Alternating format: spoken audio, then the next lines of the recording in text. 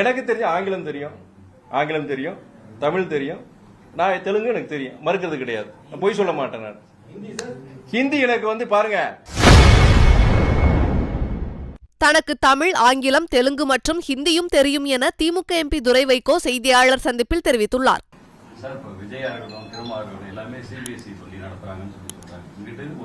அதாவது நீங்க விஜய் சகோதரர் விஜய் நடத்துறாரு, அண்ணன் திருமா சிபிஎஸ்இ ஸ்கூல் நடத்துறாரு, இதெல்லாம் யார் சொல்லியிருக்கிறாங்க?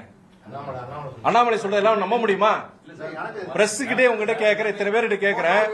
அதாவது அது தரவுகளோட கொடுக்கட்டும். அது அதை சம்பந்தப்பட்ட நபர், இப்ப சகோதரர் விஜயா இருக்கட்டும், அண்ணன் திருமாவா இருக்கட்டும், இவங்க அதுக்குண்டான பதில் சொல்லணும். எனக்கு உண்மையில அவங்க ஸ்கூல் நடத்துறாங்கன்னு தெரியாது. அண்ணாமலை சொல்றதை வச்சுக்கிட்டு நான் அதுக்குண்டான பதில் நாங்க கொடுக்க முடியாது. யாரு நான் நடத்துறேன்னு சொல்லியிருக்காரா?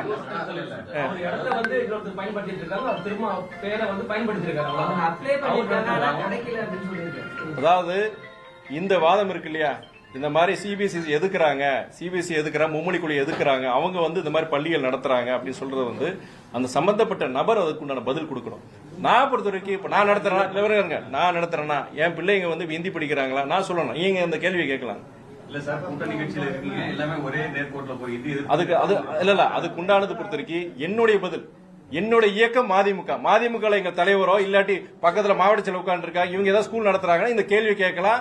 கண்டிப்பா அதுக்குண்டான பதில் நான் கொடுக்கணும். பிற இயக்கங்கள் பொறுத்த வரைக்கும் நீங்க பத்திரிகையாளர் பொறுத்த வரைக்கும் நீங்க அவங்க கிட்ட கேட்டு அவங்களுக்கு விளக்கத்தை அவங்க தான் கொடுக்கணும். இருந்த தொழிலை விட்டு அரசியலுக்கு எனக்கு தெரியும் ஆங்கிலம் தெரியும், தமிழ் தெரியும், நான் தெலுங்கு எனக்கு தெரியும், மறுக்கிறது கிடையாது, பொய் சொல்ல மாட்டேன் நான். ஹிந்தி எனக்கு பாருங்க, ஹிந்தி தோடா தான் அங்க இருக்கிறாங்க. நான் எம்பிஸ் நான் போறேன் இல்லையா, ஏன் ஆங்கிலத்துல பேசுறது நல்லா இல்லீங்களா? ஏங்க எனக்கு பொறுத்த வரைக்கும் ஆங்கில மொழியில நாடாளுமன்றத்தில் என்னால பேச முடியுது. அங்க டிரான்ஸ்லேஷன் இருக்கு. அவங்க இருக்கிற அமைச்சர்கள் பொறுத்த வரைக்கும் அந்த டிரான்ஸ்லேஷன் அவங்க ஹிந்திலேயே அவங்க கேட்டுக்கிறாங்க. நிறைய அமைச்சர்கள் பொறுத்த வரைக்கும் அவங்க ஆங்கிலம் தெரியறது கிடையாது, அவங்களுக்கு ஹிந்தி தான் புரியுது. இன்ஃபேக்ட் ஸ்டாண்டிங் கமிட்டி மீட்டிங்ல பொறுத்த வரைக்கும் ஹிந்தியில பேசும்போது சார் நான் மாத்திரம் கிடையாது, பக்கத்துல இருக்க கேரளா எம்பிஸ் சரி அவங்களும் சொல்றாங்க sir we don't understand Hindi, please speak in English சொல்லி இங்கிலீஷ்ல நாங்க பேச வைக்கிறோம். நாங்க நான் என்ன சொல்ல வரேன்னா, ஆங்கிலம் ஒரு புதுமொழி. நீங்க நான் சொல்ற கருத்தை நீங்க, அதாவது நம்ம சொல்ற கருத்து நான் சொல்றேன். நான் தமிழ்நாடு இருக்கிற நம்ம எல்லாரும் சொல்ற கருத்து ஆங்கிலம் புதுமொழியா வைங்க. நீங்க இந்தியா முழுவதும் ஆங்கிலம் ஒரு புதுமொழியா வைங்க. நீங்க வடநாட்டுக்கார வந்தீங்கன்னா அவங்களுக்கு எதுவுமே தெரியல, ஆங்கிலம் தெரியல, எதுவும் தெரியல, ஹிந்தியில் தான் பேசுறாங்க.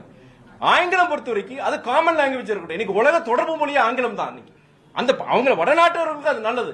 அங்க நார்த் இந்தியா போயிட்டீங்கன்னா இங்கிலீஷே கூடாது, இங்கிலீஷ் எதுக்குன்னு சொல்லி அங்க பிரச்சாரம். உங்களுக்கு பத்திரிகையில தெரியுதா இல்லையா சொல்லல, பல பாஜக தலைவர்கள் ஆங்கிலம் நமக்கு தேவை கிடையாது, இந்தியா நாட்டுக்கு ஆங்கிலம் தேவை கிடையாதுன்னு சொல்றாங்க. அது எவ்வளவு ஒரு பாதகத்தை உருவாக்கும் யோசிச்சு பாருங்க. நம்ம பசங்க இந்த மொழிவாதம் இருக்கட்டும், அவங்க சொல்ற வாதம் நான் சொல்ற இந்த நேரத்தில் நீங்க பொய் நினைச்சீங்கன்னா தயவு செய்து அமித்ஷா முதற்கொண்டு அவங்க பாஜக தலைவர்கள் ஆங்கிலம் கூடாதுன்னு சொல்றாங்க. அது நல்லதா கெட்டதா? செய்திகளை உள்ளது உள்ளபடி தெரிந்து கொள்ள ரெஃப்ளெக்ட் நியூஸை சப்ஸ்கிரைப் பண்ணுங்க.